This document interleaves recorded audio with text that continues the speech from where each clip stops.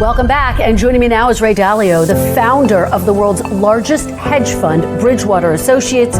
He is also the author of the new book, How Countries Go Broke. It's out in June. Mr. Dalio, welcome to Meet the Press. Thank you. Good to be here. Just call me Ray. Okay, well, Ray, I'll take you up on that. Thank you so much for being here. We really appreciate your perspective. As I just said, you did found the world's largest hedge fund. You have been in this field for more than 50 years. It's worth pointing out to our viewers, I think it's important to note you consider yourself to be apolitical, and you say that the tariff problem is a symptom of a much greater problem. What do you mean by that? There's a financial problem. There's an imbalance problem. There are basically 5 big forces through history that drive everything. First, there's the money, credit, debt, economic cycle in which there's a building up of debt in a cyclical way that becomes too large, and we're going to have problems. We're going to have a government debt problem. Maybe we can get into this. The second big force through time is the internal conflict force. The left and the right, differences in wealth and values causing a conflict that we're seeing it changing our political order. So the first is changing our monetary order. The second is changing our political order internally. And then the third is the great world order, how countries deal with each other. When there's a rising power challenging the existing power. And now we are going from multilateralism, which is largely an American world order type of thing, to a unilateral world order in which there's great conflict. And the other 2 factors all through history have been acts of nature, droughts, floods, and pandemics. And number 4 is technology changing. And how they are coming together are the main forces behind this. For example, there can't be imbalances anymore in that environment. Do you think that President Trump's tariffs are exacerbating what you are describing, this complicated mix of challenges that the world is facing? I think it's just a function of how well they're handled. You know, it's a reality that it's a desire to bring in tax revenue from that. It's a reality that we would like to build manufacturing and jobs here. This is a reality. That's how that's done, whether that's done in a practical way, whether that's done in a stable way, whether that's done with quality negotiations in which that's a mutual problem, or whether that's done in a chaotic and disruptive way that produces great conflict, makes all the difference in the world. Based on what you're seeing right now, do you think that these tariffs are being carried out in a practical way or a chaotic way? I think we'll see. So far, very disruptive, right? And so we don't know what the numbers are. But that could be part of a process, right? It depends where we are at the end of the 90 days. Because what was put there is like throwing rocks into the production system. And those impacts would be enormous in terms of the efficiency of the whole world, great cost. I want to ask you about something that's on a lot of people's minds, your predictions for the future. And I want to start with the R word. I know you think this is just a piece of it. Of course, I'm talking about a recession. Do you think it is likely that the United States will dip into a recession because of President Trump's tariffs? I think that right now we are at a decision-making point and very close to a recession. And I'm worried about something worse than a recession if this isn't handled well. A recession is 2 negative quarters of GDP, and whether it goes slightly there, we always have those things.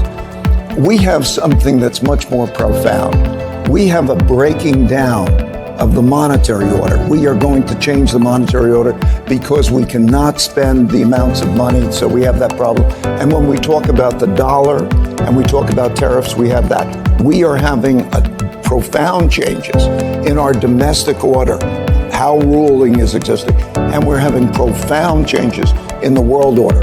Such times are very much like the 1930s. I've studied history, and this repeats over and over again. So if you take tariffs, if you take debt, if you take the rising power challenging the existing power, if you take those factors and look at the factors, those changes in the orders, the systems, are very, very disruptive. How that's handled could produce something that is much worse than a recession, or it could be handled well. Let's take the debt situation. Yeah. I'm sorry, go ahead. Well, very quickly, because I want to be very specific about what you mean. You're saying worse than recession.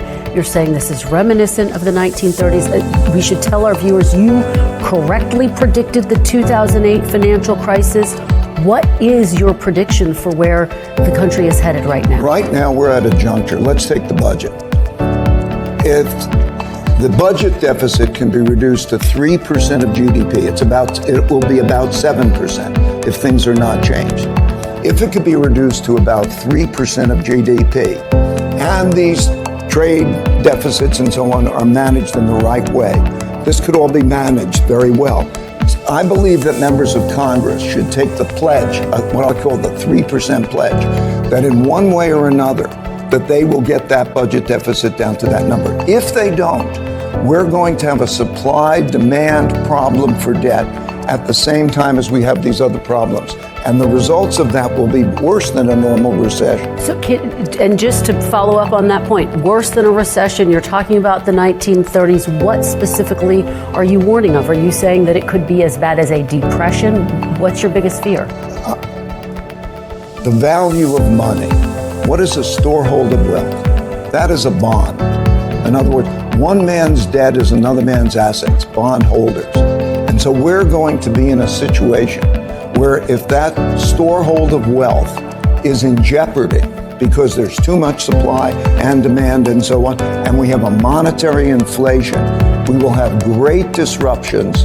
And that could be like the breakdown of the monetary system in 71. It could be like 2008. It's going to be very severe. I think it could be more severe than those if these other matters simultaneously occur. Imagine if we have a downturn politically and an international conflict. What's worst case scenario that you're warning of?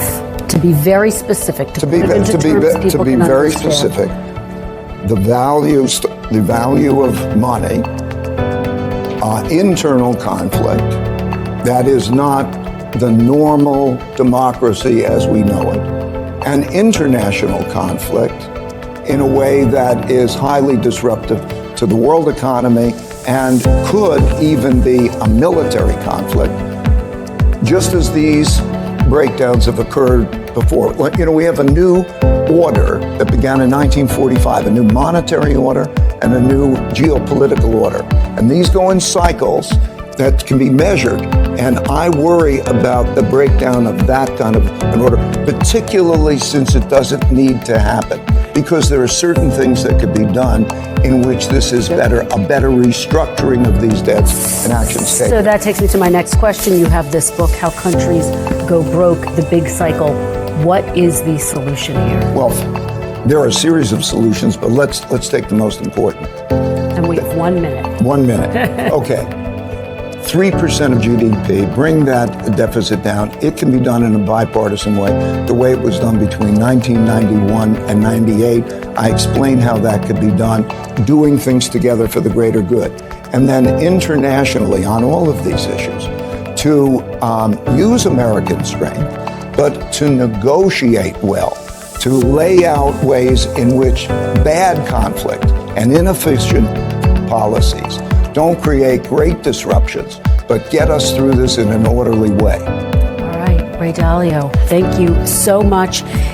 Your book, How Countries Go Broke, The Big Cycle, we really appreciate it. Thank you so much for being here. We really appreciate it.